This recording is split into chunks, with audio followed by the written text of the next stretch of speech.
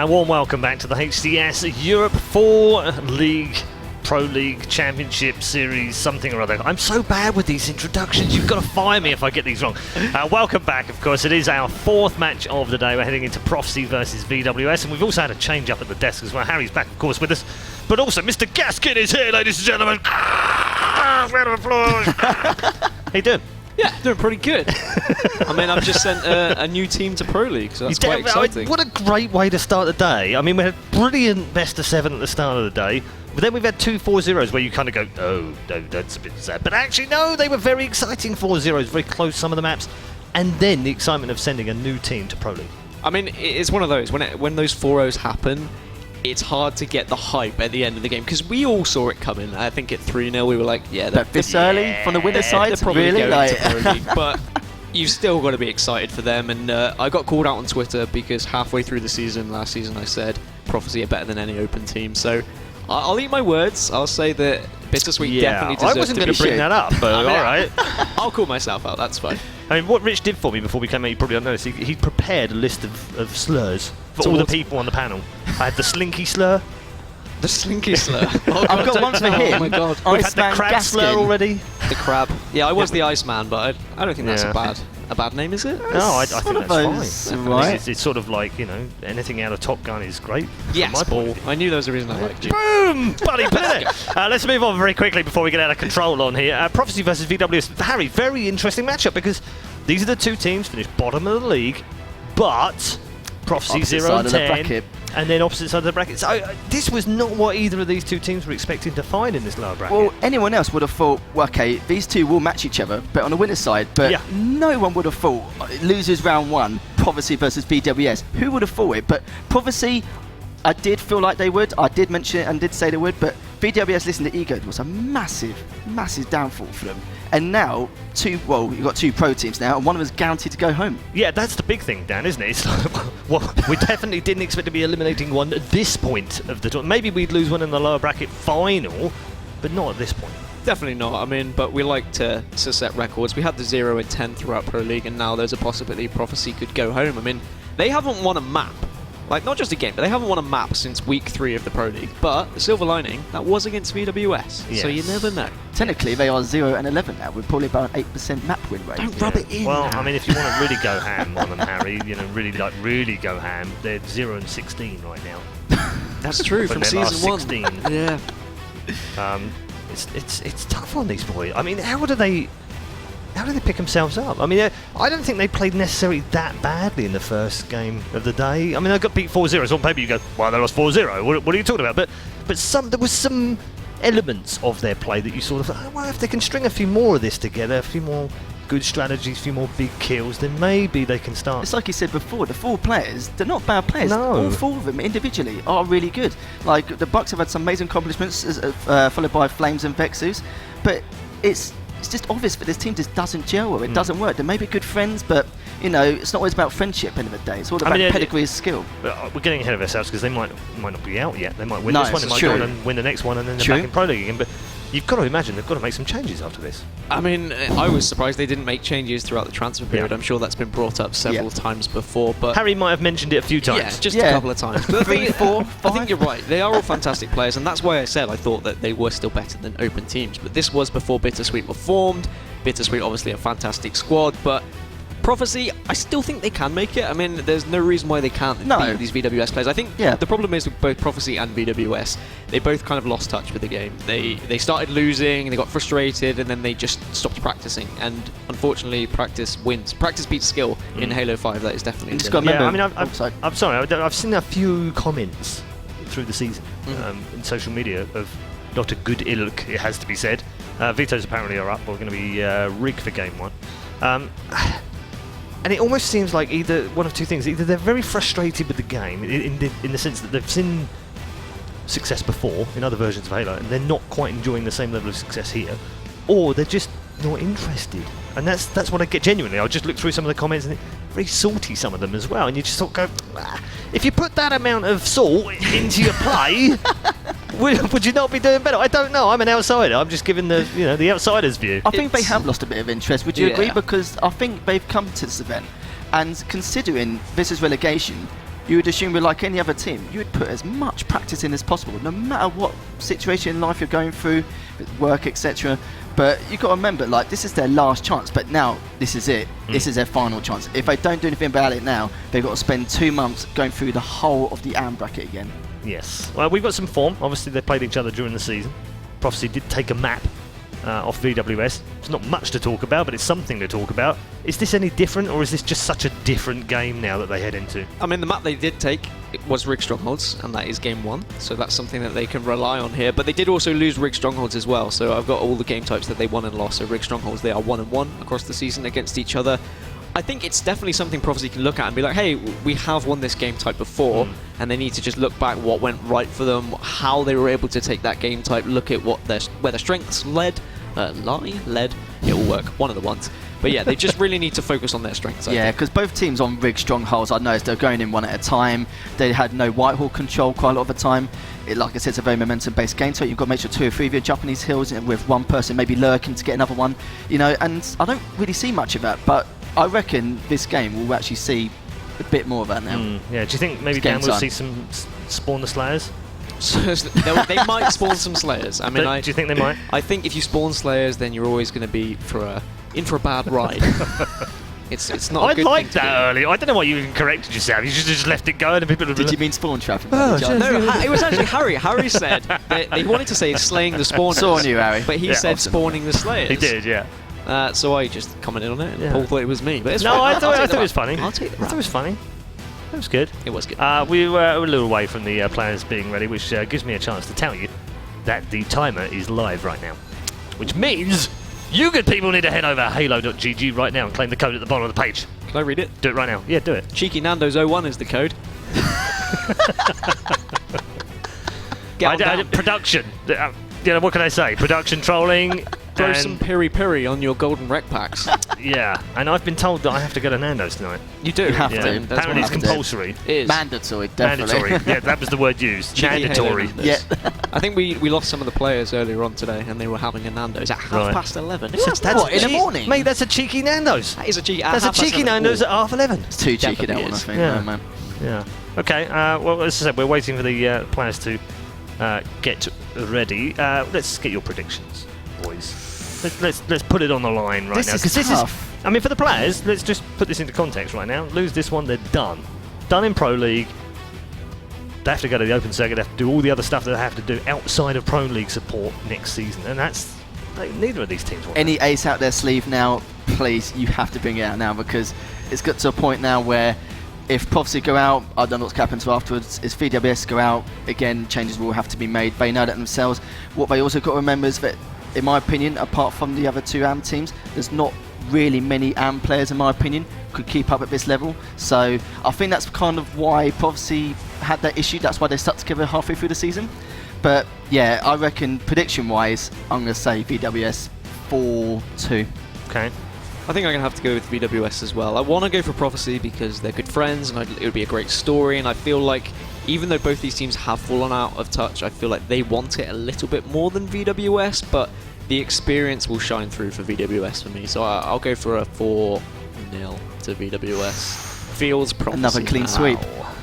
Wow. Okay. All right. We're going to head over to the commentary team in a minute. I just want, very quickly, final question. Are the buzzards circling right now from the other 4 Pro League teams who are all thinking, hang on, one of these 2 teams isn't coming back. We might be able to snatch them players. I don't think so. I mean, No? honestly, Okay, fine. maybe, We'll move on. maybe. Like, I mean, you've got players like Chalky, like Ramirez, who are obviously fantastic. They've got some great accolades, great achievements. But I wouldn't be surprised if we see some retirements. I'm not going to lie. Completely This really agree. could be a changing of the guard now, couldn't it? honestly, Yeah, I think really so. could I be. completely agree with Dan. Yeah. I reckon there will be some Maybe Lethal retirements. could make a comeback. Actually, We're talking now, nonsense mate. now. Let's head over to the commentary team because it is time for our next matchup and make some more sensible talk from our commentary team. All right, thanks, Paul. Bravo Wonder Boy here in the booth. Excited to bring in this next match. As the guys were saying, obviously there's a lot to play for here. Prophecy and VwS. When you look at these 2 rosters, it's wild to think that 4 of them will not be in the Pro League next season. Yeah, I mean, me and the boys on the commentary team of the EU Pro League have been watching these guys week in, week out, and next season, one of these two teams, 100% is guaranteed not to be there. Yeah, I mean, and that's just crazy to think, because like I said, you look at some of the names on these teams, like the Bucks, Ramirez, Chalky, they're like world-renowned names, and then one of those teams is not going to be in the Pro League next season. It's sad, but at the same time, you know what cheered me up? That Cheeky Nando's reg back code. That was so cool, man. me as well. I am quite excited for a Nando's. You partial run as to well. a Cheeky Nando's? Oh, am I ever? Ever so partial? Ever so. I'm excited for tonight, and I'm also excited for game number 1. It's going to be the Rig Strongholds to kick things off. I don't think I've seen a Rig Strongholds, at least haven't had a chance to cast a Rig Strongholds today yet. And moving into a Coliseum Slayer, which will be another new game type for me here at the desk.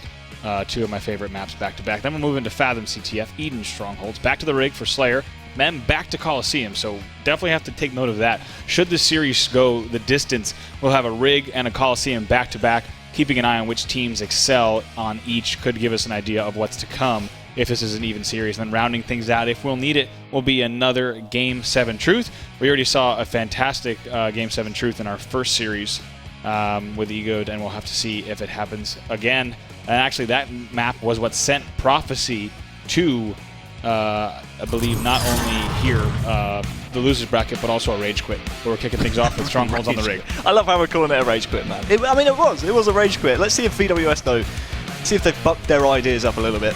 Excuse the pun, because obviously, you know, the Bucks on Prophecy. See what I did there? There's so many layers to my commentary, brother. You learn this stuff. No, and I'm appreciating every single one of them so far, but I have a feeling I'm only 1 or 2 layers deep, and I hope we plunge into them here in the entirety of the series. We hope it's a good one. Once again, it's going to be Prophecy versus VwS, kicking things off here with Buck57. Off to a great opening, but my goodness, gets caught by a railgun from Lunny, so he will be retired off the start, sent to the respawn screen, and we'll have to be careful because that looks like there'll be 2 bases captured immediately. Let's find out what exactly is going to happen to Nest. And right now, it looks like it might be Chalky on the VwS side to close it out. Of course, camo in hand is going to make that easy for him. Yes, indeed, VwS is the first to strike in the game and the series. Yeah, and we've seen that a lot out of kind of European teams lately. They seem to like going for that Nest out of more than any of the other 2 Strongholds. Chalky is Look at his juke. sneaky. See that movement right there? I love that. Crazy. So I talked about this. I believe it was in Vegas. I talked about it. I don't see enough players using that corner. Right, that's a lot of awkward geometry over there that you can juke players out, especially if you have camo. And I'm glad that we're at a point where we're starting to see players kind of use that. When you're taking a Nest to yellow corner route, you can start to use that really weird 90-degree angle and hopping over that fence. You can even go around the outside if you ground pound correctly. So just as I say that, it's going to be a trip cap VwS here with total control. Yeah, and it's nice to see that out of a VwS player because, you know, a lot of people have been kind of questioning their commitment to the game almost, but Chalky there showing his kind of his map knowledge right there. That's kind of cool to see. But like you said, Andy, that off angle really worked in his favor, and as a result, at the moment, it's VwS with 3 Strongholds to their name. Prophecy will finally take the basement back. We're seeing a lot of kind of scrapping here early on. A great early lead here, though, for VwS. Yeah. I'd say that's kind of what they needed, to be honest with you. After their kind of really poor showing and the rage quit in their last series, I'm happy to see them actually firing here early against their Pro League opposition. And that was VwS right there, who actually went for the basement play, and I'm impressed with it. Went for the basement play. Chalky thought he was going to get back in time, especially because he had a grenade on the snipe spawn. However, instead, what we saw was, I believe his teammate spawned in bunker for VwS, so that's going to give them a little bit more control, but it actually hasn't reflected on the scoreboard. Ramirez here now, waiting for this rail to spawn. He's going to grab the rail in Tower 2 and then start to rain down death, presumably, with that as well, as he's going to see opponents start flying in from that basement. But look at this, 44-0, and you know, if you're VwS, you're just sitting pretty right now. There's no need to change anything, and they go right into total control again. Yeah, the worrying thing is, though, they are currently losing the Nest, so there's quite a big team fight going on over at the Nest at the moment. They've also lost the basement, so all of a sudden the entire map control has flipped in favor of Prophecy right now. Ramirez, when he jumped up with the railgun, he kind of saw there was no one at BR base. I would have liked for him to kind of rotate a little bit faster around to that basement to maybe contest that a little bit stronger. Right. But as a result, it's now Prophecy with a little bit of control there, allowing them back into the game. Fair enough, VwS have a massive lead to play with, so not too much of a rush for them, but at the same time, you have to wonder whether or not they could have prevented these kind of points happening here for Prophecy. Yeah, I think you bring up a great point, because he was in Tower 2 with rail control, but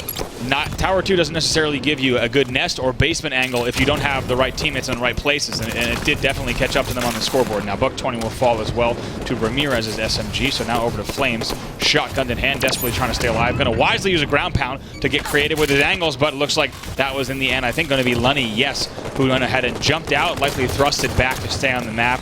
But now I'm going to try to rally with his team here. They're up 49-19. They've given up a few points, but still a pretty comfortable lead for them. Yeah, it most certainly is. 29 points is the lead, actually, Andy. And with the railgun now in the hands of this man, this could spell Prophecy's doom, to be honest with you, because Lunny's an absolute demon with this. It's very rare you'll see him actually miss a railgun shot. He will connect with 57 there, no surprises whatsoever. Fairly tame shot there, actually, for Lunny. Would like to see him actually rotate now around, start seeing VwS focus on that kind of nest area, because Chalky with that double kill means that's going to open up so many opportunities for players overextending to try and stop that nest capture happening. But at the moment from VwS, no one's actually capturing the nest. Finally, the capture will start to come in from VwS, so now we're going to see a little bit more points scored in their favour. But Lunny here is just being so sneaky. He is out of railgun ammo. He is getting beaten down in the back as well. The kill actually wasn't cleaned up though, Andy. This is an incredible play. Good for Lunny to stay alive, but no kills actually converted in VwS's favour. Like I said, we're actually seeing a little bit of a breakdown on the side of VwS. Lunny's been staying alive, and so has what it looks like most of his crew, but it's now 49-38 when I believe it was a 30-plus point lead, and it's now here a 9-kill game still, with Prophecy continuing to score here. So VwS went from a trip cap and has fallen hard now. It's a 6-point game. Yeah, they've fallen from grace. One thing I'm seeing in the kill feed though is a lot out of Chalky, so we're going to stay with him through the respawn. He's one of those players that won't want to be in the open circuit. Chalky is a very proud player. He wants to make sure he absolutely smashes through the rest of this game, the rest of these games, excuse me, wipes aside Prophecy and make sure they get back into within one series of getting back into the Pro League. Obviously, Chalky and the squad at the moment doing absolute work. There's going to be 3 down actually here for Prophecy, so wouldn't be surprised to see VwS get a little bit more aggressive on these strongholds. Can't quite finish off the kill though on 20. That's a huge scalp to take there from 20. That essentially quells the entire pressure coming from the VwS squad. And Flames getting a kill on Lunny now as well means Prophecy can start to advance forward. Oh wow, Riots will put an end to that pipe dream as he still has a couple of players to contend with here, but a great kill there out of Riots will stop for now the pressure on basement, but it looks like it is actually going to be VwS in the end who's going to be capturing the basement. Came in with a shotgun as well to make sure he took out the player there. I believe that was Riots, as we just saw. So he's going to have quite a bit of shotgun ammo left in hand, and with this trip cap, likely just going to hold yellow corner. Great idea to go here for this third-person camera. Probably poked out a little bit too early. Didn't need to engage with tower just yet. But was probably getting a little impatient, wanted to make sure he was supporting his team. So finally, likely going to push out at least to this mid hall to try to make some plays, and that shotgun is going to do him a lot of good here at these angles. Yeah, and we see it a lot in the weekly Pro League broadcast. A lot of people, especially in Europe, love just anchoring this basement with the shotgun because it's so powerful. One player essentially can lock down this basement stronghold, and we see it a lot out of Infused, especially. Flux is absolutely famous for it from the Infused squad. He can happily just lock down back rail with that shotgun and just make sure as soon as he sees that basement ticking away, he'll just whip out the shotgun and blast someone's face off. That's exactly what VwS is doing right now. I gotta say, I love what VwS just did. I mean, he's weak, he backs down around the corner, lets his shields pop up. Very disciplined, right? He didn't necessarily need to let his shield recharge because he wasn't even challenged from that angle, but instead comes back out, gets the extra shotgun kill. Now on board with Flames here, 76-56. We're seeing a very good run here from Prophecy, as it's going to be a good lead that they've established themselves, but he will fall, so they'll slow it down just a bit as we transition over to Lunny, and a very different game for them from the first half of the match, as we'll now go ahead and switch over to Buck 20. He will fall as well, so a little bit of chaos in basement. Yeah, very much chaos. I think I have a little bit of a curse of the castle at the moment, the finger of death, as Dave Walsh would say. Yep. But it's not really surprising to see Prophecy actually kind of up in this game at the moment. They're about to take the scoring in their favour now as well, although the nest is halfway tick. They are very proficient at rigged strongholds. I would say it's probably one of their best game types. They're very strong on Coliseum as well. 57 actually in the end will reset the nest. So now with nest and basement control and VwS popping off perfects left, right and centre, they have a little bit of breathing room right here. If they can capture, they're actually double capturing the BR base right now. They will still be scoring. So all they need to do for the rest of the game, essentially these next kind of 40 or so seconds, if they can just make sure they keep contesting the BR base and keep contesting the nest, their own strongholds, they can essentially just close out this game. I gotta say, great shots from VwS. If he takes out this player as well, my gosh, what a show it would be. Riots making sure that he ends that kill, but VwS landing some great shots on the. We all know how difficult it is to finish those kills when you have an AR in your face. But regardless, during all that, 94-61 is the score in favor of Prophecy. Yeah, most certainly. Riots there will actually dip out of the BR base. They need to take this. 96, in fact, is going to be, once again, Prophecy scoring. I was about to say that could have been their way back into the game, VwS, but Prophecy, it looks like they're going to edge this one out. The points are ticking away, 99-62. And there we go, Prophecy with their first map win of relegation. They will put one on the board, go 1-0 up against VwS. Yeah, and they've got to be feeling good about that, especially with the opening that VwS had. I think the opening that we saw from VwS was indicative of what many people might think is going to happen in this series. So if we take a look at the kills there, some big numbers on the bottom there from Chalky as well as Lunny. So, you know, I'm not too good at fast math, but it looks like they may have even been outslayed there. I think that's the case indeed. So got to wonder on the VwS side where the dots were not connected. Yeah, it was almost like they got a little bit lackadaisical. You like that word? I do. I don't even know what it means. Did I use it right? Yeah, you did. I think it's quite a common word in both of our lands. But this is the play from Chalky, right? Just jumping up, goes ahead and turns around. I believe even finishes this kill as well. So just really good use of that route. Just a creative, kind of nerdy route that I like quite a bit, and angle. But right here, take a look at the score. This is VwS at 49-15. They're up 38-0, as we saw as well. And I mean, look at this. It's just you're just watching on the bottom right as their lead slowly is ripped apart. And then here you have it. Prophecy up 62-56. Keep in mind, it was, what, 49-17 I just said? Yeah. So it was almost an unanswered streak, essentially, for the entire game. Yeah, it was. And the question you have to ask yourself is, how do VwS kind of let that buy script that they had on the game, how do they let that go? This play right here by VwS, by the way, almost taking down Riot's after that as well, was a monumental play. But you're right, it was almost like, do you remember in the commentary where we were like, why is Ramirez, once he's seen no one spawn at BR base when he was in Rail 2 with that railgun, why doesn't he put a little bit more pressure on the basement? And then his teammates that are capturing the BR base all of a sudden have a chance to come round and help with the basement as well. But either way, game 1's in the past, game 2's coming up. It is, like you said, though, sitting in Tower 2 with Rail, generally a favorable position. But if you don't have that nest angle and supported by someone in engine or mid, and you have zero eyes into basement, and what happened was right there it kind of slipped off in front of them despite the map control, despite the weapon control. Yeah, and you can see the vetoes on screen at the moment. Obviously, you can see for yourselves. But interesting note, Coliseum's a very good map for Prophecy. And a lot of people coming into this series were kind of questioning VwS's mindset almost, because we saw in the last game against Ego, obviously that rage quit happened. Now they have to kind of, they have to look at themselves and say, we're 1-0 down here. If we lose this entire series, we're out. Is this all? Essentially, that has to be a wake-up call for them. Otherwise, they could snowball into oblivion and out of the Pro League, which is no bueno for them. Certainly, VwS needs to look at this game too as a very pivotal game, as you were saying. Going down 2-0 here, I mean, would be quite devastating. But I think with how tightly these teams are matched, I think that game, essentially the first half of the game was won by VwS, and the second half was entirely won by Prophecy. So question will be, can VwS start to really finish those games? Interestingly, for Prophecy, it feels like every game I've watched, they've had a slow start. That game was no exception. So we'll have to see if Coliseum Slayer plays the same way. Prophecy seems to do really well at getting fired up towards the middle of the game. And then sometimes they finish it, sometimes they don't. But the example of the last game, they closed it out. We'll have to see if VwS can play the long game here. Yeah, it's actually a very interesting dynamic that you bring up, because that has been the case of Relegation. But throughout the entirety of the Pro League season, we've seen Prophecy with great starts, but then they kind of fall off towards that mid-late game kind of area. So very interesting dynamic here in Relegation. Maybe Prophecy starting to say, there's a lot on stake here. There's a lot at stake. Our Pro League position could be in jeopardy. So we are in game number 2. VwS find themselves 1-0 down against Prophecy, an unlikely victor in game 1, Andy.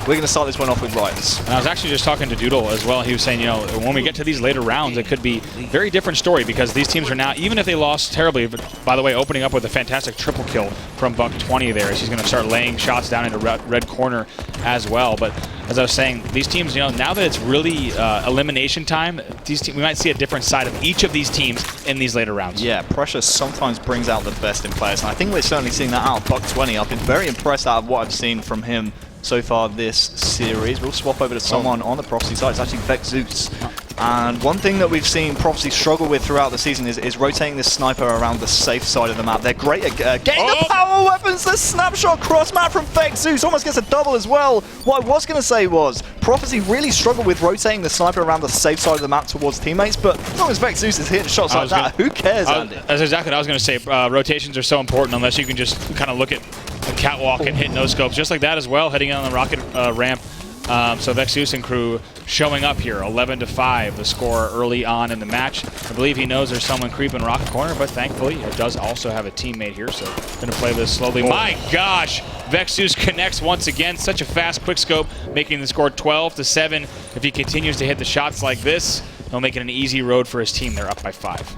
Sniper kills, obviously absolutely vital for a team, especially in a Slayer, because they are essentially untradeable kills. So massively important for building a lead. They're up by 5, make that 3 as a double comes in from VwS, and now the pressure might start to come. Now that they've killed a couple of the players, they're going to try and find Vexus, single him out, get the sniper out of his hands so he can't wreak any more havoc, and make sure he can't try and extend this lead, to be honest with you, because they're only down by 2 now on VwS, and Vexus actually has lost Chalky in the lights there, but he has Flames for backup as well, Andy. I was worried for a second there for Vexus. Yeah. As his back was exposed to an unfavorable angle, and now just like that, though, it's 14-12. So I was expecting to see a Vexus rotate. To be honest, he was hinting at it. Misses that shot, it looks like, so that will not bode well for them, though they are still up by 3. But I was wondering when the rotate was coming. He had been hinting towards it for a while. Finally, they make the rotation, but not necessarily in the fashion they would have wanted to. It's a 3-kill deficit for VwS. So Prophecy still in the lead, but they have to be very careful here, especially with Riots. Look at them with these rockets. Ooh, Gilly's in the mist. Oh, I don't think he got as many hit markers as he wanted. Oh, and he catches the edge of the cave, and Vero narrowly does so. It maintains this rush. Had he died there, it almost certainly would have been shut down. Now we're all tied up 16-16, just like that. So great counter there from VwS. Yeah, and I'm really liking how Rights is actually rotating back to red, just making sure all of the Prophecy players are stuck inside that blue base, so Rami and the squad can continue wreaking havoc. We'll swap over to Ramirez over here. He's just getting his shields back. I saw a nice double kill from him in the kill feed. He seems to be doing work, and that's something we've spoke about with Ramirez in the past, where he really hasn't turned up to Slayers in the past, but this season especially, he's really kind of turned his game around. Wow. He used to be one of those objective-based players, but now it seems to be he's kind of focusing on his Slays a little bit more, and we're seeing a better VwS because of it, because he's not entirely focused on those kind of objective, kind of supportive plays all the time, but as we say, that Flames still has rockets in his back pocket, I think. No, in fact, they're all out. We'll swap it out for a sniper, though. That's not a bad trade. If he can hit that shot, he actually got it. Are you serious? We got a shot from... That was incredible right there from Flames. We're going to have to slow that down and take a look at that after the game, because he almost had a 2-for-1 lined up, if I'm not mistaken. We got to see exactly how that happened, but like you said, incredible shot from Flames to hit, I think it was a no-scope all the way across the back catwalk, but all the while, during these flashy plays, still a very close game, and in fact tied up here just around 23-24. Prophecy now up by 1. Rockets are dropping in 10 once again, so that'll dictate a lot of the action over the course of the next 2 minutes. Yeah, so this is kind of an important part of the game here for Prophecy, because throughout the entire season they've kind of fallen off around this kind of 25 kill mark, like halfway through the game, and the problem for them is they have Lunny here with a sniper as well to face against, and as long as he pings face, he will be doing great job for his team. Now VwS, all of a sudden, they're up by 3. This is what we were talking about. Prophecy, so often in the league, they'll throw away leads. They need to slow this game down right now. Just kind of delegate tasks and make sure they prioritize Lunny, because as long as he keeps taking faces with this sniper, they are untradeable kills, and that's going to extend the lead here for VwS with another no-scope. My goodness. Word. Gee. Connects on that as well with a body shot. Looked like a shoulder. We'll have to see if someone comes in and cleans that up. It's going to be a Top Gun metal double kill for Ramirez. First player to reach 10 kills on the match.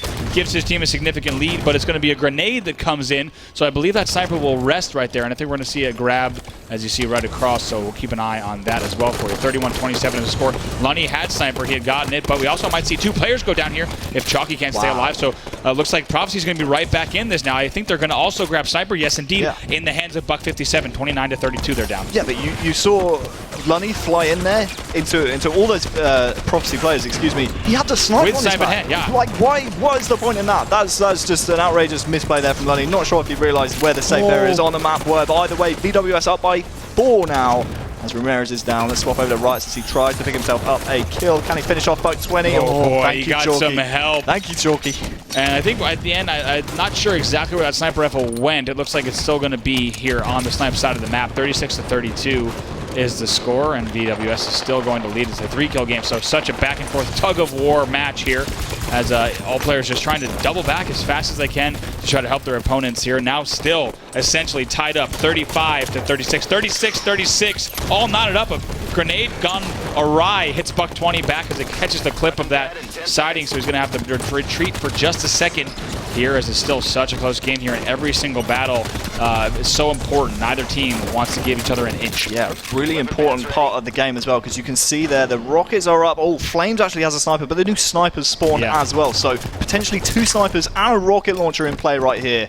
Lunny will take down Flames, and I'm just peeping around a few of the players right here. Lunny's trying to be a sneaky diva, but it looks as if he might be taken down unless he can stay alive here on the rocket corner, but absolutely pivotal part of the game. They're all tied up here, Andy. 39-39, and there's so many power weapons in play. It's going to be Riots there with the Rockets, and see if he can stay alive as well. He has the Rockets, I think, and Scatter, so the Rockets are going to be down on top cap, but like you said, I believe there's a sniper alive on red flag as well. We're going to keep an eye for that, but right now, VwS is able to grab the Scatter and the Rockets, so 42-41. Still such a close game here. Buck 57 here with the sniper rifle for the guys on Prophecy. All tied up here. You could not ask for a closer game 2 here on Coliseum Slayer. You're going to see a kill there from VwS, so Prophecy's going to sit back for just a second and not play this too fast. They've got 5 minutes on the clock, and they have all the time in the world to make the right decisions. Yeah. Very, very happy at what I've seen from Prophecy so far. They're staying alive and they've not fallen off in this kind of mid-game area. Let's see if they can close it out here in the late game. They have all the tools in the world that they could want, really. The Bucks are chiming in with kills. VwS still has that scatter shot, but he will go down as well. That will actually transition, sorry Andy, into the hands of another Andy actually. It's going to be Ramirez picking up that one, and this could be absolutely pivotal going forward if Ramirez can get up close and personal with some of the Prophecy players and start pinging these scatter shots off. Then, oh my word, it could go absolutely pear-shaped for Prophecy, but 2 kills from 57 come in. Lunny with a sniper as well, and it looks like this is going to be the 50th kill unless VwS can stay alive. No, he cannot. Riots will close it out, and that's going to be VwS taking game number 2. Jeez, what a back-and-forth matchup. That's one of the, I mean, I've been casting Halo for a few years. That's undoubtedly one of the tightest Slayer matches I've ever seen and ever casted. Lead exchanges and ties throughout the entire match, at least 4 or 5 lead exchanges and so many tied. It felt like through every set of 10 kills we were tied at least once. What a matchup between these two teams. Yeah, Riot's top Slayer in the game, 17 and 10 from him, so a nice positive 7 spread. And positive 3 as well from Lunny. Sorry, Andy. At the end, I'm not sure if we saw VwS at the end when he took out Riots with the Rockets, but somehow I believe he got teammated at the end, because we saw Riots get a pistol kill on VwS after he had killed them with the rocket. So I'm not sure if we're going to have that clip ready. It was right around the 46-48 mark. But in a 3-kill game, getting team killed when you have the Rockets on Snipe Catwalk is a big moment. It's a massive moment. And unfortunately for Prophecy, it's one of those games again where they had the lead in parts. They started off well. They maintained the game very well as well in the mid-game, but that late game, they just, I don't know what it is about them, but sometimes they just absolutely cannot pull it out of the bag. Whenever they have a massive lead, they seem to storm away with it, but whenever it comes to that late game and it gets really close, they just seem to throw it away, and I don't know why. I can't pinpoint it, Andy. I don't know what it is. We've been seeing it all season long. Yeah. And I don't know. There's something fundamentally wrong with this Prophecy team. Either way, they are still in this series, though, Andy. We can't, throw them in the grave just yet. It's all tied up 1-1. Look what we had here, though. You're right. We had 11-5, 11-6, 12-6. So this was certainly an example of. Here's the shot, I believe. Thank you to the guys in the back where he tees it up on Ramirez, and it looks like, my goodness. I still don't know what happened to the first player, but what a shot. Yeah, Ramirez got taken out with that no-scope, but Chalky came around with the scatter shot. It didn't quite line up for him. This was a lovely shot, by the way, from Lunny. But the second player, it was a few feet away still, so maybe not a 2-for-1 opportunity. Obviously, we would have loved to see that. But that would have been incredible. I saw, you kind of see those moments like lining up, and you're like, oh, could it be? But still, to even hit the no-scope on Ramirez was pretty incredible. But in the end, you can't blame everything on that team nade. As you see, we're going to now look ahead to Game 3 in this series. Fathom CTF is going to be up next. Bands coming in for Stasis, Truth, and Coliseum, which will land us here on Fathom. Earlier we saw, let's see, in that first matchup, it would have been a pretty fast 2-0 lead, I think it was, for Prophecy in the last time they played Fathom CTF. We'll have to see if they can do it again. Yeah, it's actually a very good map for both teams. Actually, I'm sorry, it was a 2-0 lead for Egoed against Prophecy, I believe. We're going to go ahead and jump into the game right now, but Prophecy was able to rally back, and then Egoed was able to close out that series. But we'll have to see if they can hang in this game type again. Earlier, they showed us that they know how to play it, but obviously it was going to come down to right here and right now as Prophecy was able to close out Game 1. VwS wins Game 2. Yeah, I wouldn't be surprised to see a kind of a 3-2 game here. I don't really think we'll see many standoffs because both teams always put on a great show on Fathom Capture the Flag. One thing we're seeing about Fathom Capture the Flag, I spoke about it, it's been kind of like a running trend throughout this entire season. Last season we saw teams running the flag like through the tree houses, and this season they're kind of realizing that's a little bit too slow because you have to slay 2 waves of spawners. Now we're seeing teams starting to run a little bit more direct, even through bottom middle sometimes if they get enough slays on the board. So keep an eye on that going forward. So obviously Ramirez going straight away with that railgun is going to give VwS an instant advantage. If you can get 2 here, that's huge. I gotta say, what is with the uncontested rail grab? I mean, that you never see something like that. I mean, there wasn't even a single grenade or shot that came through. In the end, it probably won't matter, as it looks like we're going to have a pretty even shakeout for slays in the beginning. But for Ramirez to be able to grab railgun in the way he did and get away with a double kill is quite surprising. It's going to be camo in the hands of Riots, and you know he knows how to use it here. As he's going to go ahead and try to push out right now, just holding down in space. So not only did VwS get the railgun uncontested, I'm not sure if Riots was actually contested for this camouflage, but they got that as well. So absolutely perfect start here for VwS if they want to, take this series going forward. This game obviously is absolutely vital towards that. Right, so I'm not sure if he's going to run this flag with the camouflage. Wouldn't be surprised to see him drop that off to a teammate. That's exactly what happens, and now he can turn around to slay, and it's going to be 3 down here, I do believe, for Prophecy. And with that flag on the move, oh man, you've got to say, this has got to be a flag cap here. Yeah, it looks like, assuming that they're going to watch that pit angle. Yeah, I think taken down right away. Flag carrier could have even taken a look and shot themselves if they needed to, but it's going to be an easy first cap there for VwS. Ramirez brings it home. Great play by Riots, though. Like you said, especially when you're dishing off the flag to a runner and the other enemy team is shooting from the porch, and then to be able to turn on them with camo and exchange shots. Great plays from Riots to really drive that cap home. Yeah, and already a second flag on the move. You can see how directly he's running this. He's running underneath the treehouse, and it's already in his own courtyard. Needs to be careful, though. Oh, did you see that super throw right there? That was a fantastic toss there, but it looks like both flags are going to be out for the moment. So we'll have to see exactly how this shakes out. Yeah, VwS is the man leading the assault for the return. He's already got 2. Can he make it 3 in a row? Chalky's coming around the corner. If he gets this kill, that would be huge, but Chalky with another perfect. That's huge. He will get the touch as well, and if they can get the return, this is going to be 2-0. 57, I believe that is the man trying to relay that flag as far back to his own base as possible, but the slay's coming in here, and it's going to be Ramirez again with back-to-back railguns completely uncontested. 2-0 to VwS. Look at that. Yep, a lot of things rolling perfectly there for the VwS side, right? Like you said, they're making the plays to get those weapons, but also getting the return at the perfect time as well, and they cap that. This could be a very, very fast Fathom CTF if they keep this up. Look at this, a double from Chalky. Should be able to stay alive here. He does get taken down by VwS, so likely that we'll see a little bit, things slow down a little bit, but Ramirez is going to get the last laugh there. Oh my gosh, through the grading there as he falls off the map. I cannot wait to watch that again as well to see exactly where that hit through, but 2-0 here. Chalky might try to continue this run, going for the treehouse route here. Obviously, like you said, Wonder Boy, a little bit of a slower route, but does offer more protection, unless, of course, there's a buck 20 hiding in the treehouse. Yeah, and then more often than not, there is a sneaky little buck just hanging around, and it's actually Prophecy going to be running a flag here, top middle. A bit of an unorthodox flag route, but you have to remember, Rice here does have that camouflage. He gets the trade. That flag needs to be returned. It's around quarter of the way left, and that is actually ticking down. Can anyone from Prophecy actually get a touch? It's going to be Lunny there with a return. That's huge, and Prophecy, that's heartbreaking for them. It certainly is, and you're going to see a run now. It looks like actually Prophecy starting another run as well. So they're going to, despite that flag returning, it almost looked like they were ready for that. They're able to start the second run. Yeah, most certainly. VwS here does have that flag, but does have a player challenging him from the porch, and oh wow, he's actually going to get the return. He got the return. No, VwS, what are you doing? Ramirez just gets a free return out of nowhere. Oh, that can't happen. And you have to wonder if Ramirez was simply trying to find out where VwS was, or because VwS had the air melee and then followed it up with the ground pound that did not connect, and Ramirez all the while might have been just sitting on the return, counting his lucky stars. This is going to bring that home, and they will get out of jail for free. A double kill for buck 20 as he pushes in. So it's great pressure from Prophecy, but with blunders like that, going to make it very difficult to climb back on the scoreboard as buck 20 will fall as well. 8 minutes left on the clock. Going to be another run here starting for VwS, so Flames knows he has to get back. Yeah, a lot of flag pulls coming out from both teams. I like the word you used, by the way, blunder. I think we've seen 2 major blunders here from Prophecy so far. And honestly, with VwS already running a flag, I think that'll actually be returned there from Prophecy, so fair enough. And they actually have VwS's flag there as well, but Chalky with a big double.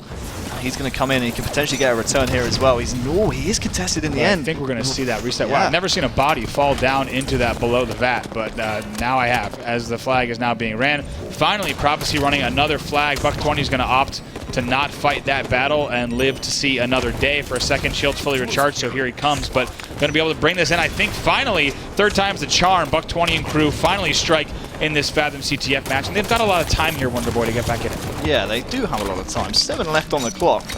And don't forget those overtime rules as well, means you get an extra 3 minutes if it's all tied up. So essentially 7 minutes to get at least one flag cap here for Prophecy. Certainly doable, but you have to wonder whether or not some of the misplays so far, just not even contesting railguns or camouflages, whether that will come back to haunt them later on in the game. We have another minute until the next railgun's coming up, so we won't be seeing that in play for a little while at least. Buck20 here is controlling the treehouse, and he's doing a great job slaying here. He's got a killing spree to his name, and if he can take down Riots right here, which he cannot, that would have been great for his team.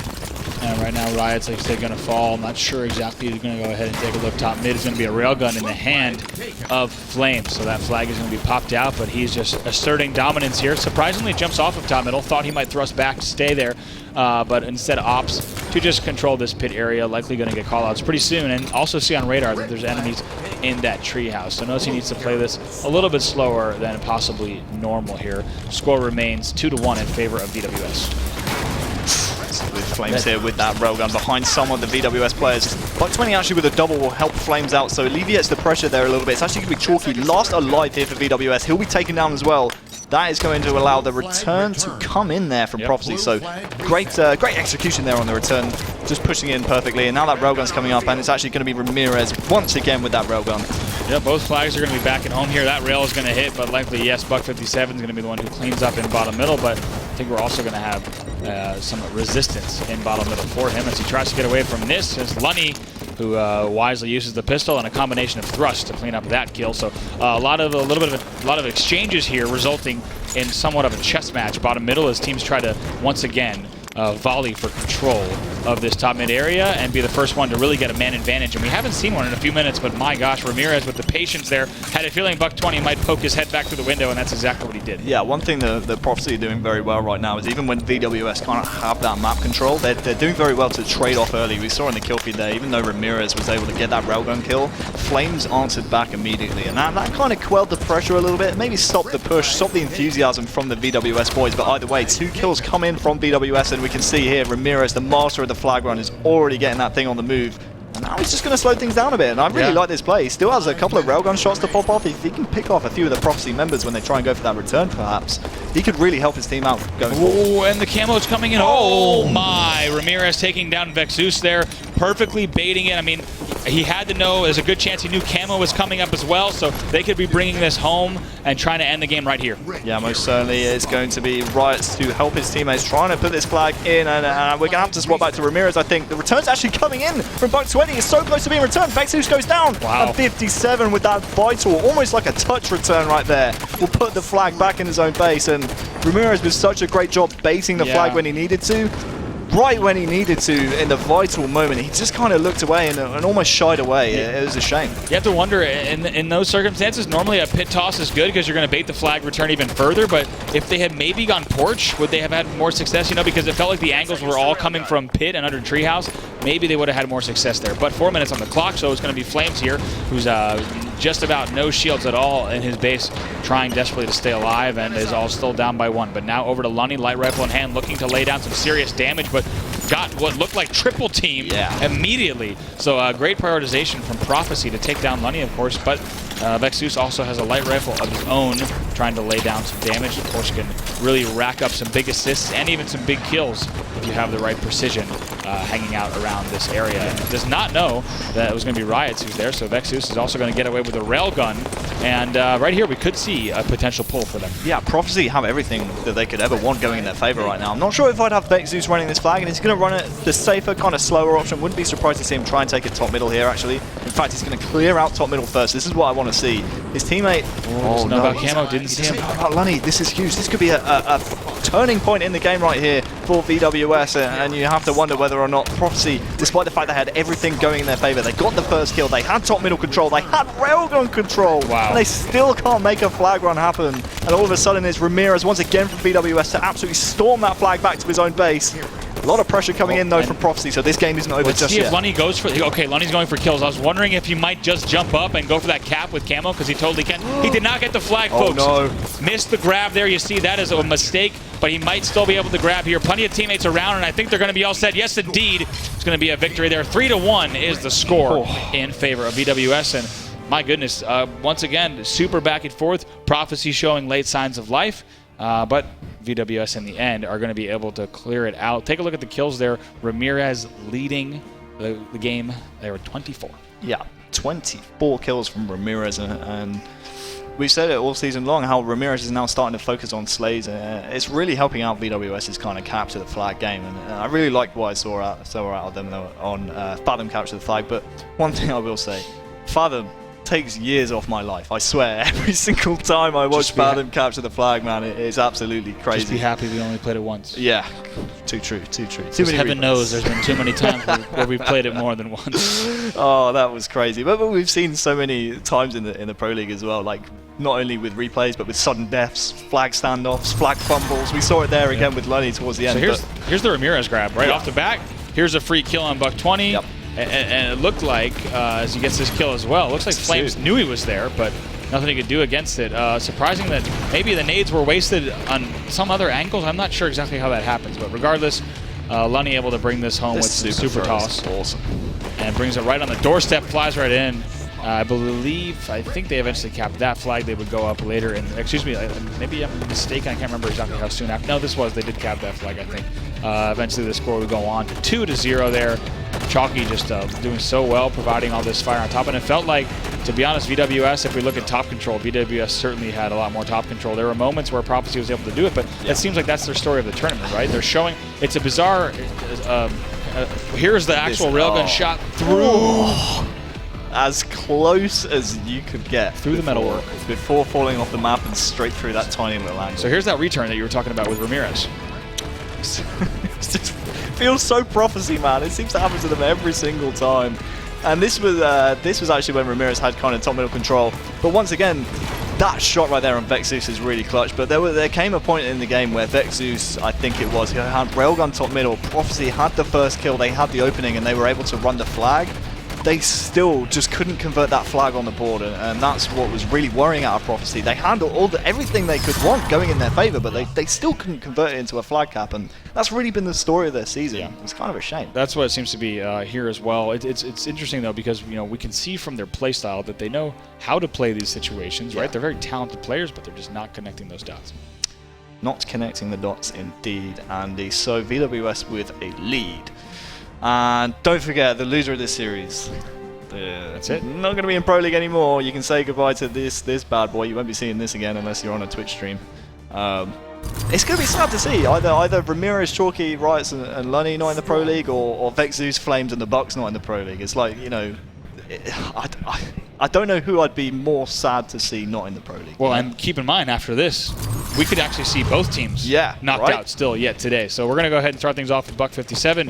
It looks like he's a little bit off of a slow start, so we'll go over to Chalky now as we take a look at this opening rush bottom middle and see how everything shakes out. He's going to have Brute Plasma Rifle in hand as well. Going to be getting Red Nest, and it looks like helping his team win battles on Cat. They're going to be able to clean that kill up. They're going to go ahead and get that as well. So now over to Lunny, who's going to have the Spanker in hand as make his way over to Red Bend. Spanker and Overshield, that's a deadly combo, Andy, I won't lie to you. And with Lunny still with this little bit of Overshield, fair enough, it's gone now, but that little bit of a green glow can really put some players off. 2 in a row there for Lunny, but the pound comes in from VwS. Jeez, and VwS actually surprisingly getting that ground pound kill. It was such a nice set of rockets that we just saw, especially that Cat rocket to force that nice Hail Mary as well on Ramirez, top Cat as well. So both teams still scoreless in the first minute here. So a lot of good resistance on either side, and the first team to strike will likely get a good bit of control here as we try to see a conversion on Red Nest coming from VwS. Another player here trying to stay alive. Yes, they do get to look at that.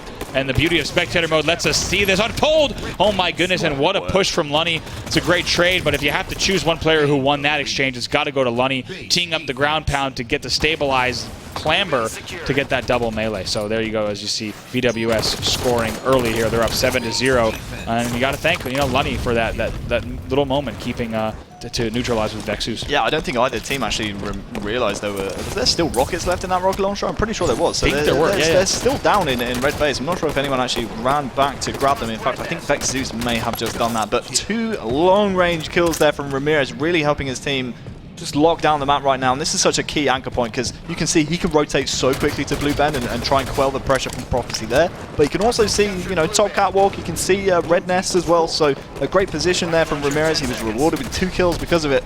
And now he can kind of try and get this Blue Bend back for his team, and he's in a great position.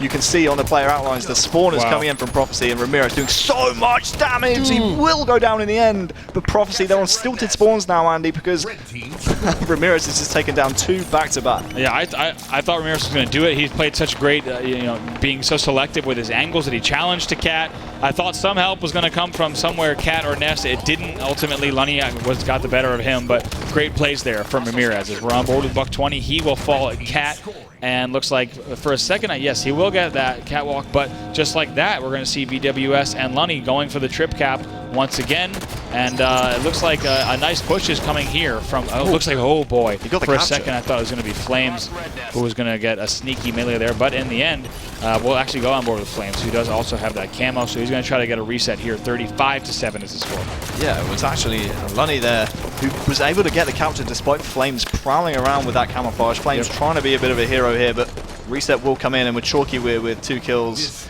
and with Riot's kind of chiming in as well. 3 dead once again for the Prophecy side. Yeah, and go ahead and pull that scoreboard again, because like you said, Lunny there, 13 kills leading the game. Take a look. I mean, the nearest player I believe was 7. So totally, running this, and unsurprisingly, 43-7 is the score. VwS is leading, and they are showing no signs of stopping. And not only that, it's Ramirez chiming in with kills as well. We can see Chalky going to town in the kill feed with that Spanker rocket launcher as well. But total control now, total control of the map here from VwS. And wouldn't be surprised to see Ramirez getting one of those angles again where he can kind of anchor 2 or more strongholds, and he's in a perfect position right here. You can see the catwalk, he can push into Nest if any of the Prophecy players want to push that, and he's just relying on his team across the map to make sure they take care of that Blue Bend. It will go to Prophecy in the end, but as a result, VwS are still scoring. That's right. So they're going to let that go for a second. There's no need to panic.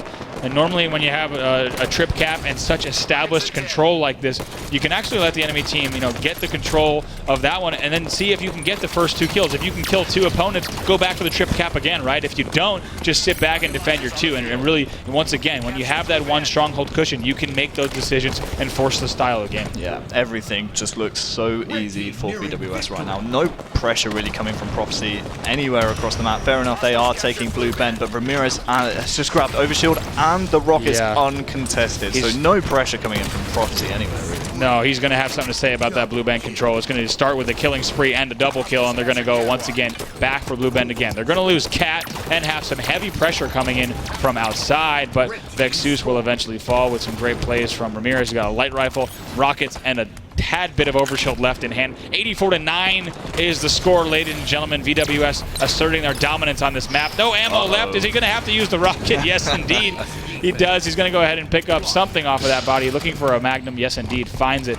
But he's going to hang out around low Cat here and maybe make the way back to low Nest. But look at this. This is just Ramirez just prowling around, looking for unsuspecting foes and using his rockets wisely. 91-9. Yeah. I don't know if it was kind of an unfortunate timing of when Prophecy went down, but they just weren't able to contest either the overshield or the rocket launcher, and as a result, VwS are running away with this game. They're going to go for total control to rub salt in the wound. Riot is still just controlling and contesting Red Nest, but that's going to be all she wrote. VwS go up in this series. Jeez, look at that. 3-1, 100 to single digits. Yeah, I'm going to say, whenever you see the single digits on the scoreboard, it kind of, you kind of get the heebie-jeebies because something went wrong and something went very right on the other side.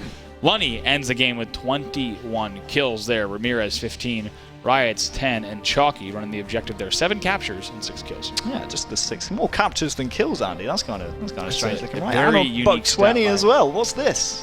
What's happening here? This is crazy. But like you said, 21 kills out of Lunny. He was really absolutely running the show. And with those 6 secures out of Ramirez as well, because we saw so much rocket and overshield control from him, he was just able to secure Strongholds so easily. And again, I have to keep harping on about it. How come Prophecy just weren't in a position to contest this? Look at that movement, by the way. Yeah, look at this play. Unsuspecting that clamber, look at that. Lunny forces the Vexus trade with Rockets. It's a great trade for Lunny, and that's what began this trip cap that ultimately was the entire game for VwS. Absolutely. Just a fantastic game all round, to be honest with you, from VwS. And to be fair to Prophecy, they took their first map, but this pressure once again from Ramirez, that's 2, and he puts damage down on the 3rd as well, and that makes it so difficult going forward for Prophecy to even make a stand on the game. Oh, just my heart breaks for Prophecy, Andy. I've watched them all season long, and honestly, despite what I've said on some of the broadcasts, I'm really rooting for them. I really was, but you can't just let Ramirez get away with rockets and overshield with no contention whatsoever. It just can't happen.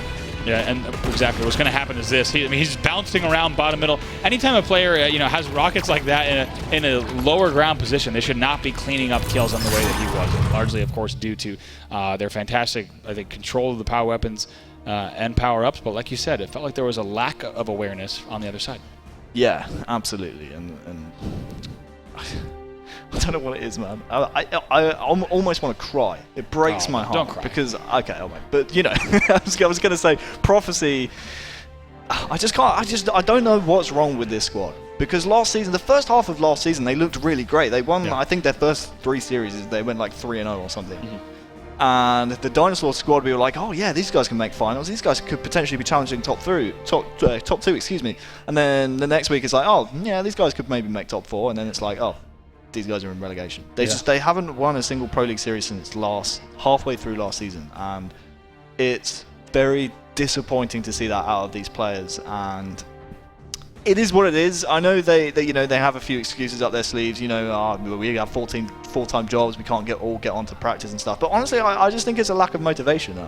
I just think if they really wanted to, they could put the time in. They could grind, and they could be truly great. I don't think there's anything wrong with this squad of 4 players. I just think it's a lack of motivation for whatever reason, and they just don't play the game. And the class from VwS here is really just outshining Prophecy completely, because VwS, I truly believe they want to stay in the Pro League. Yeah. Right now, Prophecy looked like a beaten squad. Yeah, I think so too.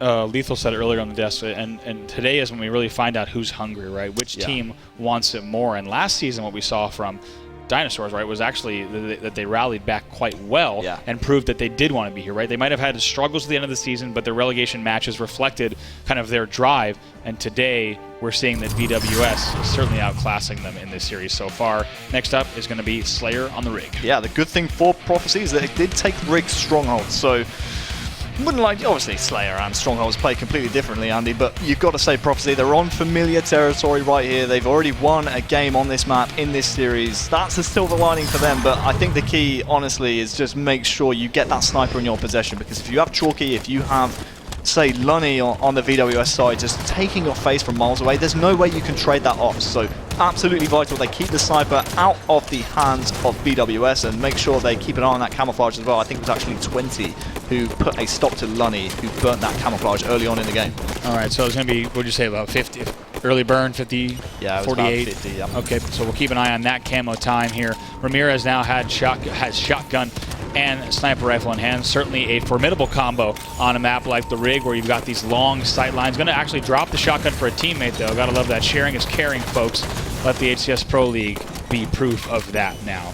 Ramirez is going to have these long sight lines, of course, to look down, but oftentimes forced to use the shotgun in unconventional ways on the rig. Last time we saw Ramirez in this spot, right, he was in the tower, and it actually did not bode well for him as we saw the other team kind of go on a run. So what they want to do here is really get back control of this game, and right now, no one there to clean up his kills. Yeah, you can kind of tell the snipers in the Pro League who are used to using the sniper on the rig. Right now, you're seeing Ramirez. He's playing super aggressive.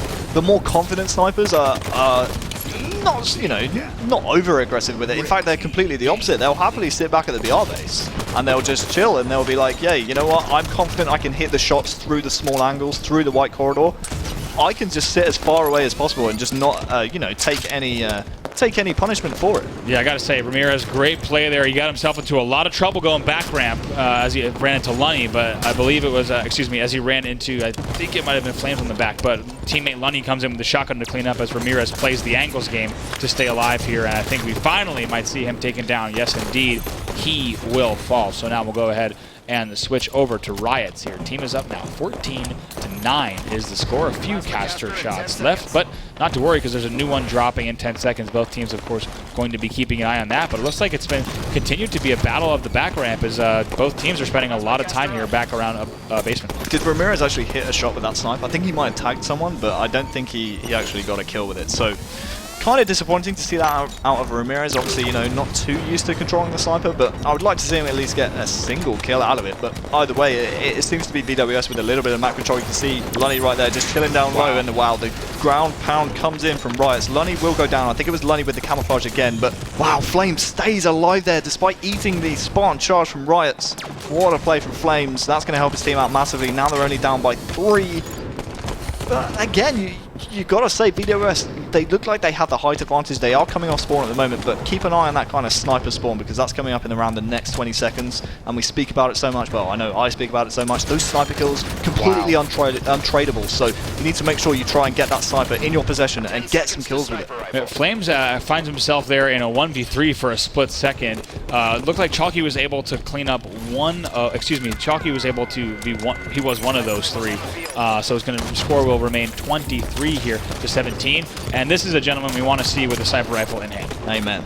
Amen. Chalky throughout the years has hit some incredible shots, and even without his shots, VwS right now are up by 6, so no pressure whatsoever on Chalky, and I think you can kind of see that in his gameplay. He's kind of happy to put damage down for his team rather than try and show off with this snipe. He knows he doesn't need to. He knows how important this game is. He doesn't care about hitting the flashy shots. He, well, just does exactly what I was talking about. Yeah, I don't understand how he stayed alive that long in tower. It felt like the worst grenades and worst angles were being used to take him down because there were several times where I was positive he was going to die, but now the score is going to be 23 to 28 now, as you see Prophecy slowly trying to come back, but not going to be easy when VwS is slowly adding to their kills. They do now cross the 30 kill threshold here. Sniper rifle in the hands of Chalky for a second. He will get that kill on Flames in bunker, but that sniper rifle is still going to be up. Ramirez decides not to grab it just yet, but he will actually fall, so that sniper rifle is still going to be here, I believe, in Tower 2. We'll have to see if anyone's actually in any sort of position to go get it, or if we might actually see the guys on VwS just let it respawn. Yeah, I'm just so surprised we're seeing the sniper kind of stay up there. I think it's actually Buck57 who has the sniper now, and he has a lot of bullets in here to play with as well. Tag Ramirez will get that kill, but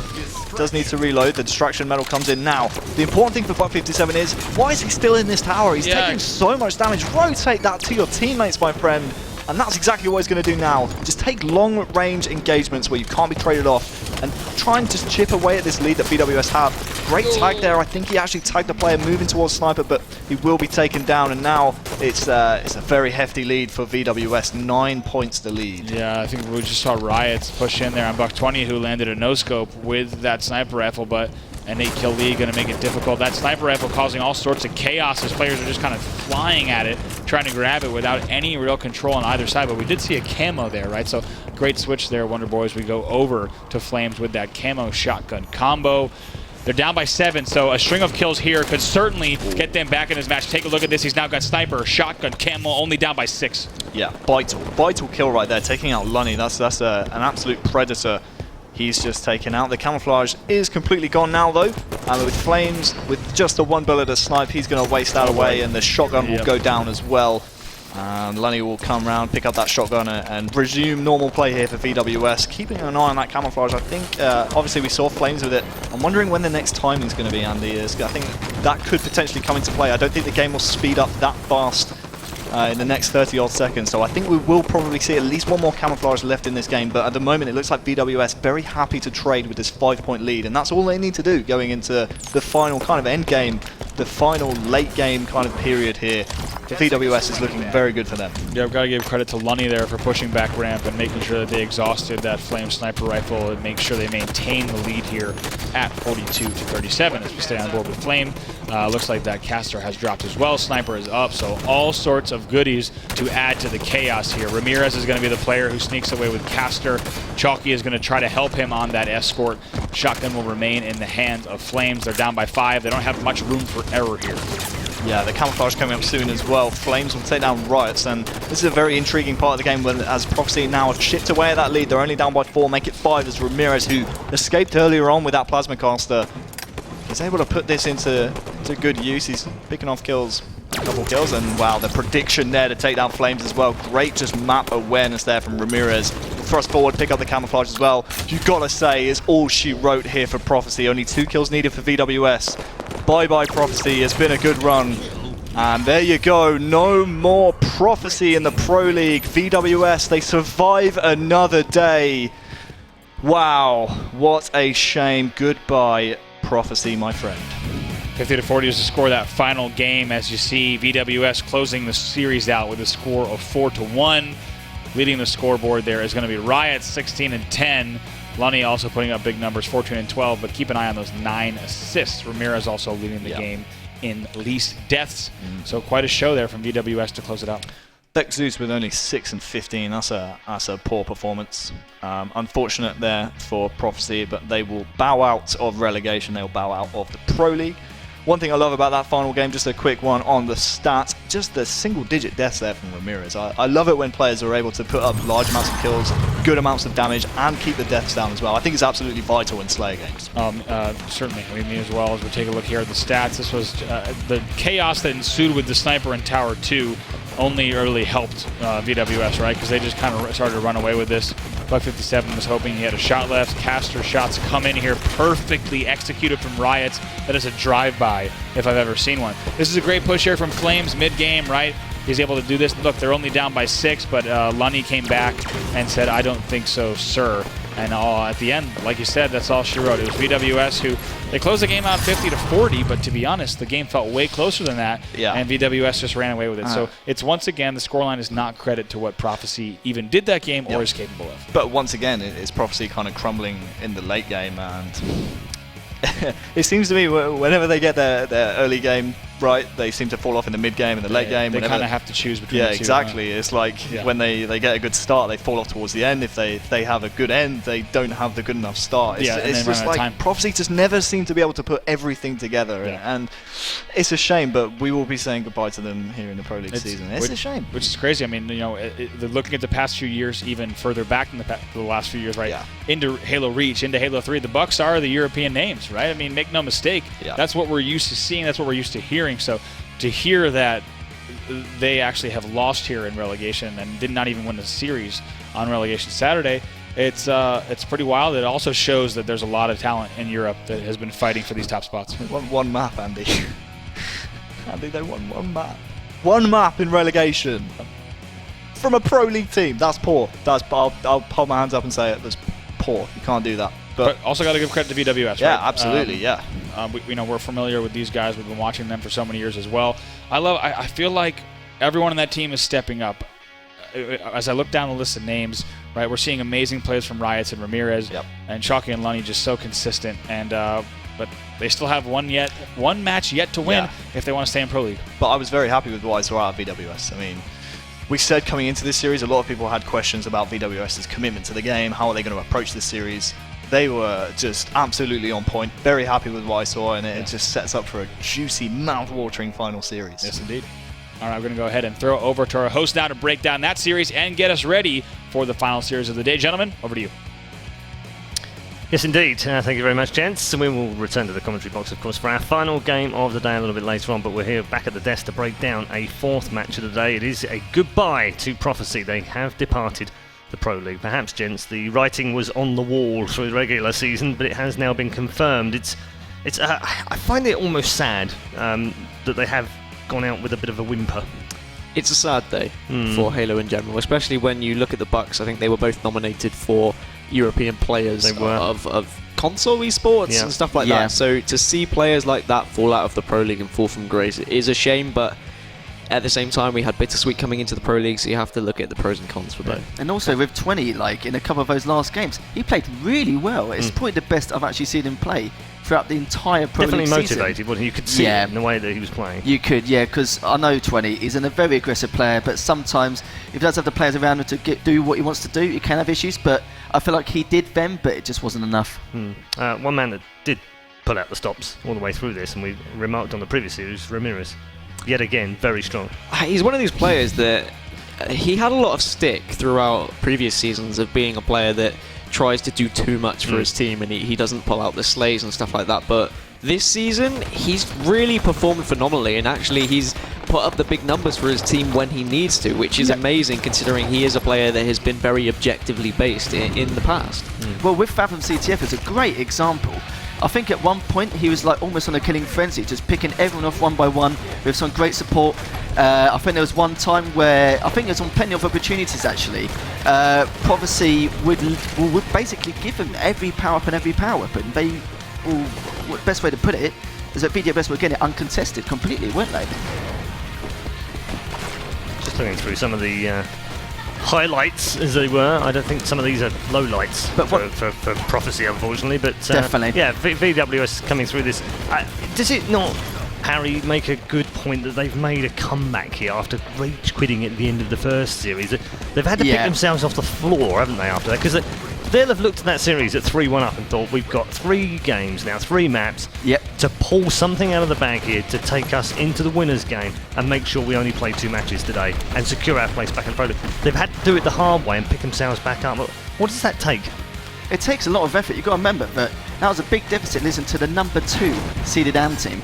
And you had people like Riot, who's definitely stepped up this game, but you could tell all 4 of them did. You could see they're all killing everyone at the same time. They're obviously on the same page compared to the last one. And game 2 was a great example. They're still strategically the better team. I think even though 20 got a fantastic triple to start with, they had Prophecy had absolutely no Snipe Tower control, and Collie Slayer literally, VwS I think held Snipe Tower for a good 4 or 5 minutes, completely again uncontested. The one gripe I had with Coliseum Slayer was Buck 57 towards the end, he had the sniper. He went and hid in cave when 2 of his teammates died. He didn't check out any angles, he just hid. He spawned his teammates there when it was, I think it was 46 to 45. His teammates spawned with him, they all died, and essentially he lost the game for his team. And stuff like that is something that I would never expect the Bucks to do, and it's kind of those, they're very experienced players, but they're making inexperienced plays because they just haven't had the time to practice. Yeah. Okay. In terms of VwS, they live to fight another day, or another game, at least another series. But they have to go up head-to-head again against the team that have already beaten them. That's going to be tough. This is going to be interesting, but I'm pretty sure we're going to see a different VwS now in comparison to before. I think they completely underestimated Ego, I'd like to say, in terms of because they probably haven't heard of the couple of players, probably haven't scrimmed in that much. And you've got to remember, with Ego, they already know how VwS play. They've been watching the Pro League. But with VwS in general, when they know nothing about Ego, they come from an open bracket. They don't know what they veto, what they don't veto, what the best game type is, etc. But coming into this now, I think they're going to go in with full force, and we're going to see a totally different VwS, the VwS we expected from the start. Bracket on the screen, and that does confirm that we've got 1 game left, which is Ego versus VwS in the lower bracket. I was speaking to Mose earlier, a player from Fabi, and he was saying, I think VwS will lose against Ego in the winners bracket, but then they'll come back and win, because if you look at VwS, they haven't really been playing much over the past week or 2, so now they're just warming up, they're getting into it. They do have the players with such experience, and now they've played those games, got warmed up, then they'll take it to Ego. Moses is a genius. Right. There's a job for him on the analyst panel when he's ready to step down and retire. He can come on here. We'll get rid of Harry and we'll bring Mose on. No problem. That sounds perfect. I mean, replace doesn't sound perfect to me in the slightest. Moses, keep playing, please, man. We are wrapping things up, of course, and we do have 1 more series to go, but just give me an opportunity to talk to you about competitions. That's right, there are competitions up and running, of course. Plenty of things happening for you guys watching at home, and right now you need to head to ESL. Down on the bottom of the screen right now, esl.pm/Halo, your chance to win a whole bunch of goodies courtesy of our friends at Astro and Jinx, and also ESL. Some ESL hoodies on there, there's Jinx hoodies, there's Jinx lanyards on there, and the A40 with the mixers as well from Astro. Plenty of chances for you guys to win, and still some chances for VwS to win. They are 1 series away from confirming their place back in the Pro League, or will it be Ego, hungry, ready to join the elite? Let's find out after the break, as our final game of the day will be underway.